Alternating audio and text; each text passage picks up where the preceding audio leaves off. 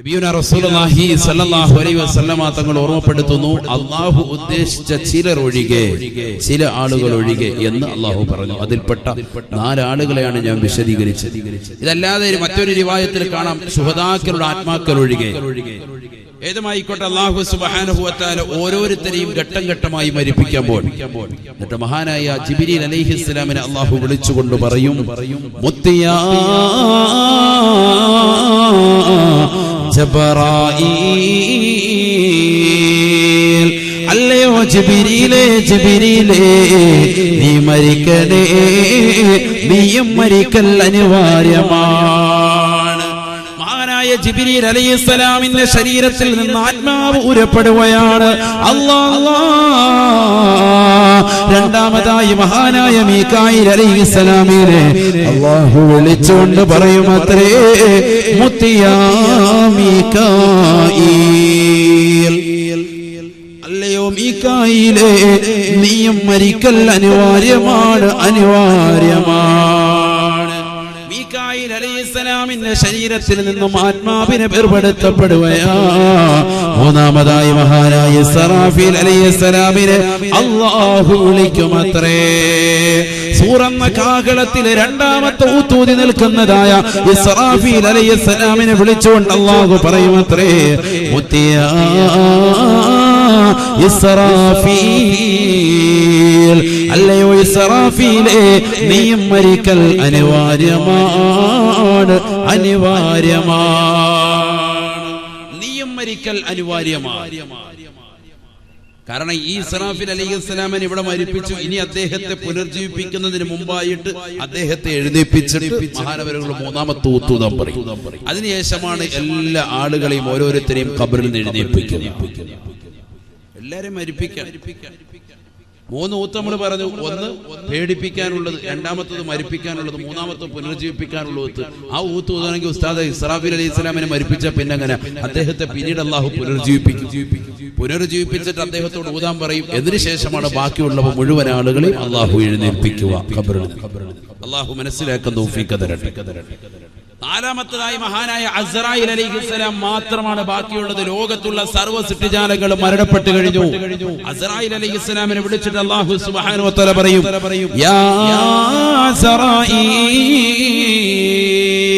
മുത്തിയാ അസ്റായീൽ, ലാ ബുദ്ദ മിൻ മൗതിക യാ അസ്റായീൽ, അല്ലയോ അസ്റായീലേ, അസ്റായീലേ നീ മരിക്കൽ അനിവാര്യമാണ്, അനിവാര്യമാണ്.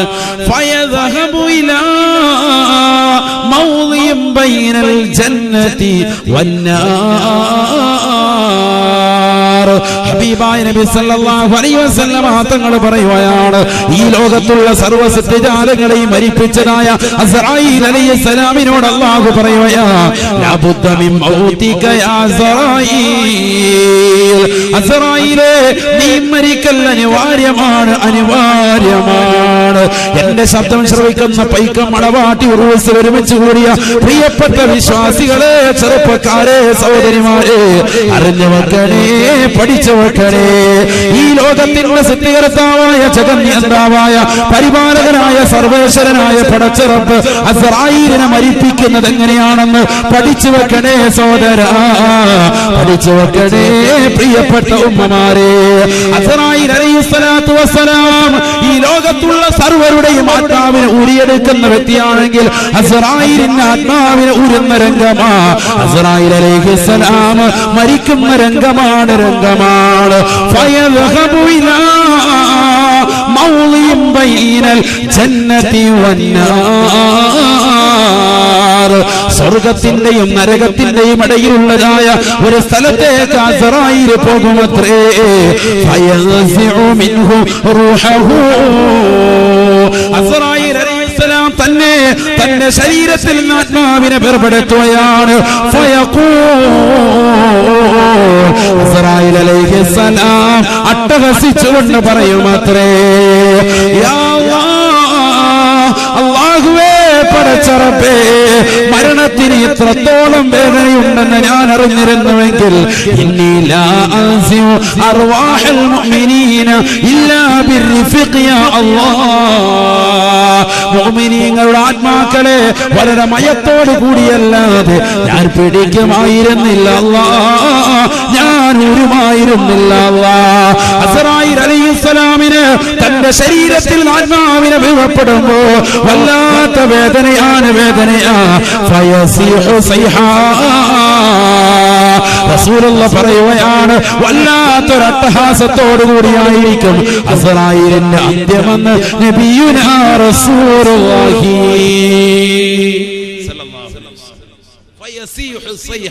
വല്ലാത്തൊരു അട്ടഹാസമായിരിക്കും അസ്റായീൽ അലൈഹിസ്സലാമിന്റെ മരണം. മുഹമ്മദ് മുസ്തഫ.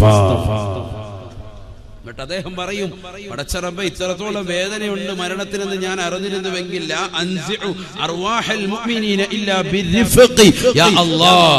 മുഅ്മിനീങ്ങളുടെ ശരീരത്തിൽ ആത്മാവിനെ വളരെ മയത്തോടു കൂടിയല്ലാതെ ഞാൻ ഊരുമായിരുന്നില്ല റബ്ബേ, ഭയങ്കര വേദനയായി പോയല്ലോ എന്ന് അദ്ദേഹം പറയുമെന്ന് നബിയുനാ റസൂലുള്ളാഹി. മനസ്സിലായിക്കോളി. ഈ ലോകത്ത് നിന്ന് മല പറയാത്ത ഒരാളും ഉണ്ടാവൂല, ഒരാളും ഉണ്ടാവുകയില്ല. മരിക്കാൻ കിടക്കുന്ന മനുഷ്യൻ അവന്റെ തൊണ്ടക്കുഴിയിലേക്ക് ആത്മാവ് എത്തുമ്പോ അവന്റെ അടുക്കലേക്ക് 5 മലക്കുകൾ കടന്നു വരുമെന്ന് മുഹമ്മദ് മുസ്തഫ. മരിക്കാൻ കിടക്കുന്ന വ്യക്തിയുടെ അടുക്കൽ തൊണ്ടക്കുഴിയിൽ ആത്മാവ് എത്തി നിൽക്കുന്ന സമയത്ത് 5 മലക്കുകൾ കടന്നു വരും. ഹബീബ് മുഹമ്മദ് മുസ്തഫ. قال رسول الله صلى الله عليه وسلم إذا كان ابن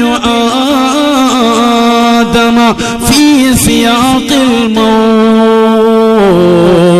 بعث الله إليه 5 من الملائكة.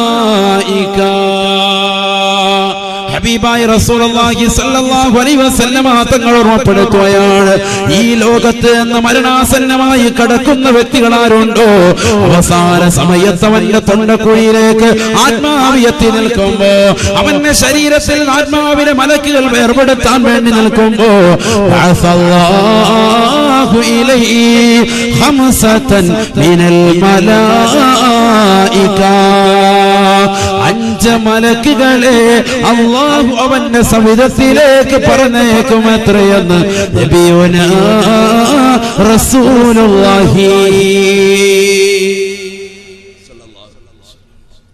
5 മലക്കുകൾ വരും.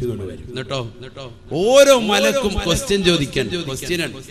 ഇതൊക്കെ ആരെങ്കിലും പഠിച്ചിട്ടുണ്ടോ, ശ്രദ്ധിക്കുന്നുണ്ടോ? നമ്മൾ മരിക്കാൻ പോകണ്ടേ? നമ്മൾ മരിക്കല്ലേ?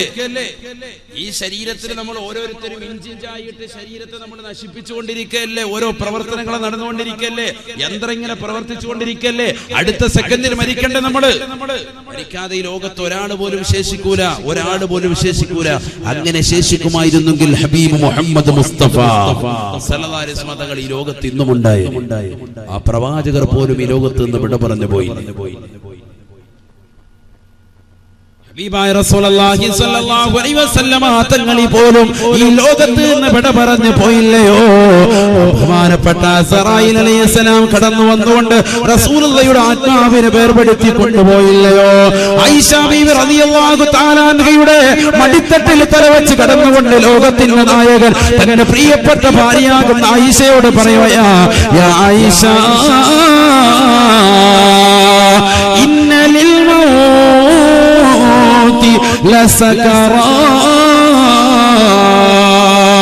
ആയിഷ, ആയിഷ മരണത്തിന് വല്ലാത്ത വേദനയുണ്ട്. ആയിഷ മരണത്തിന് വല്ലാത്ത വേദനയുണ്ട്. ആയിഷ തൊട്ടടുത്തിരിക്കുന്ന തോൽപാത്രത്തിലേക്ക് നിന്റെ കൈയൊന്നിട്ടിട്ട് തണുത്ത വെള്ളം കൊണ്ട് എന്റെ മുഖമൊന്ന് തടകി തരും ആയിഷ എന്ന് നബിയുനാ റസൂലുള്ളാഹി.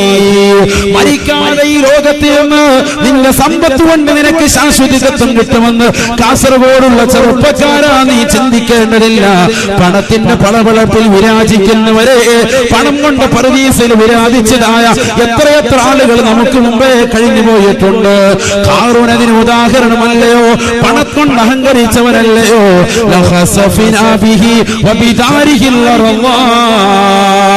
പണം കൊണ്ട് പടച്ചറപ്പിന്റെ പവറിനെ വിലക്ക് പറഞ്ഞപ്പോ അവരെയും അവന്റെ കെട്ടിട സമുച്ചയത്തെയും ആകാശത്തിന്റെ അടിയിലേക്ക്, ഭൂമിക്കടിയിലേക്ക് അല്ലാഹു ആഴ്ത്തി കളഞ്ഞില്ലയോ?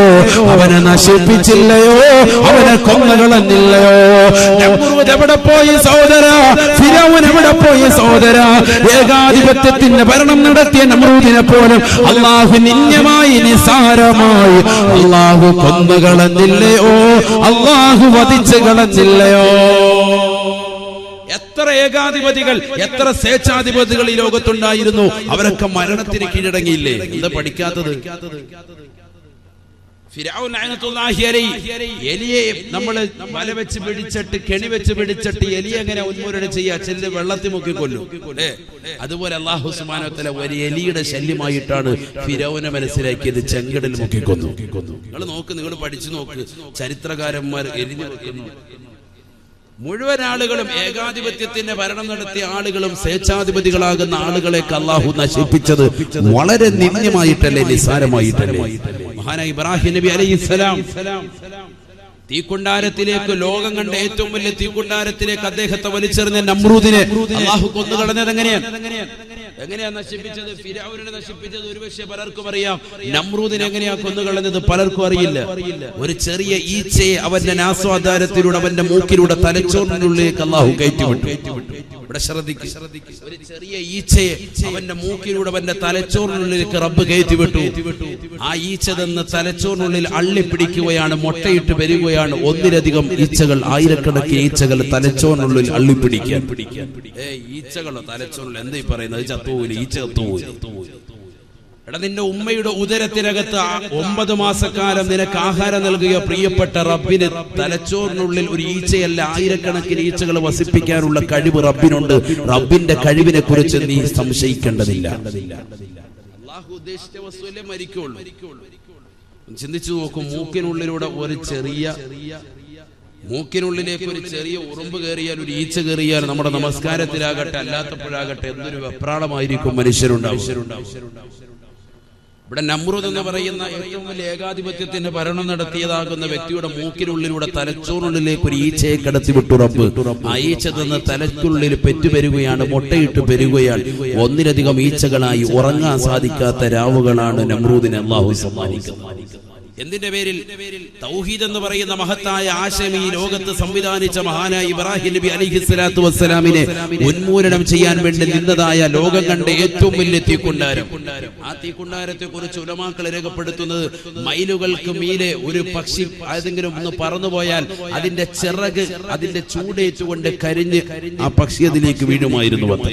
അത്രത്തോളം ചൂട്, അത്രത്തോളം മൈലുകൾക്കകരെ എത്തുന്നതാകുന്ന തീജ്വാലകളായിരുന്നു അതിൽ നിന്ന് പോയിരുന്നത്, അതിൽ നിന്ന് നിർഗളിച്ചിരുന്നത്. കിലോമീറ്ററുകൾ ദൂരത്തിൽ. അതുകൊണ്ട് തന്നെ ഇബ്രാഹിം നബി അലൈഹി സ്വലാത്തു വസ്സലാമിനെ തീക്കുണ്ടാരത്തിലേക്ക് വലിച്ചെറിയാൻ പറ്റാതായില്ലേ? അവസാനം ഇബ്ലീസ് തന്നെ വന്നുകൊണ്ട് മനസ്സിൽ വന്ന് കുതന്ത്രം ചെയ്തു. അതല്ല, ഒരു മനുഷ്യന്റെ കോലത്തിൽ വന്നുകൊണ്ട് പറഞ്ഞു എന്നും ചരിത്രമുണ്ട്. നമ്രൂദിനോട് പറഞ്ഞു, നിനക്ക് ഇബ്രാഹിം നബി അലൈഹി സ്വലാമിനെ തീക്കുണ്ടാരത്തിലേക്ക് എറിയണമെങ്കിൽ അടുക്കാൻ സാധിക്കൂല. തീക്കുണ്ടാരത്തിലേക്ക് അടുത്തെങ്കിലല്ലേ അതിന്റെ നടുക്കോട്ടിടണ്ടേ? അടുക്കോട്ടിടണമെങ്കിൽ അടുക്കാൻ പറ്റുന്നതിന്റെ അടുക്കേണ്ട ആളുകളുടെ ശരീരത്തിന്റെ തോലുകളും ശരീരത്തിൻ്റെതാകുന്ന ശരീരത്തിന്റെ ചർമ്മങ്ങളും ഒക്കെ കരിച്ചു കളയുന്ന നിലയ്ക്കുള്ള ചൂടായപ്പോ ഇബ്ലീസ് ലഅനത്തുല്ലാഹി അലൈഹി വന്നുകൊണ്ട് മനുഷ്യന്റെ കോലത്തിൽ വന്നിട്ട് ദുർബോധനം നടത്തി. എടാ, നീ ചെയ്യേണ്ടത് ഒരു പെട്ടിക്കകത്തേക്ക് ഇബ്രാഹിം നബി അലൈഹി സ്വലാമിനെ കടത്തിയിട്ട് ആ പെട്ടി വലിയൊരു അമ്പുമ്പിലേക്ക് ചേർത്ത് വെച്ചിട്ട് 10 ആള് കൂടെ അമ്പ് ചെയ്ത് വിടണം. അങ്ങനെ അമ്പ് ചെയ്തിട്ടാണ് മഹാനായ ഇബ്രാഹിം നബി അലൈഹി സ്വലാമിനെ തീക്കുണ്ടാരത്തിലേക്ക് വലിച്ചെറിഞ്ഞ ചരിത്രം. ഏതുമായിക്കോട്ടെ, അങ്ങനെ ലോകം കണ്ട ഏറ്റവും വലിയ തീക്കുണ്ടാര തൗഹീദിനെതിരെ നിർമ്മിച്ചതായ നമ്രൂദിനെ അല്ലാഹു സുബ്ഹാനഹു വ തആല ഉന്മൂലനം ചെയ്യുന്നത് ഒരു ചെറിയ ഈച്ചയെ കൊണ്ടാണ്. ഈച്ച വന്ന് തലച്ചോറിനുള്ളിൽ അള്ളിൽ പിടിക്കാൻ തുടങ്ങി. ഉറക്കമില്ലാത്ത രാവുകൾ. തന്റേതാകുന്ന ജോലി, തന്റെ കീഴിൽ ജോലി ചെയ്യുന്ന പിശുങ്കരന്മാർ, ഡോക്ടർമാരെ മുഴുവനും വിളിച്ചു വരുത്തി അവരോടായിട്ട് ഇതിന്റെ എങ്ങനെയെങ്കിലും ഇതിനെ നശിപ്പിക്കണം, ഈച്ചയെ കൊന്നുകളയണമെന്ന് ആവശ്യപ്പെട്ടു. അവർ മൂക്കിലൂടെയും നാക്കിലൂടെയും ചെവിയിലൂടെയൊക്കെ മരുന്നുകൾ എത്തിച്ചു കൊടുത്തിട്ടും ഈച്ചയ്ക്ക് കൊല്ലാൻ സാധിക്കുന്നില്ല. കാരണം ഈ ഈച്ചയെ അതിനുള്ളിൽ അധിവസിപ്പിക്കുന്നത് ഈ ലോകത്തിന്റെ ജഗന്നിയന്താവാണ്, അള്ളാഹുവാണ്.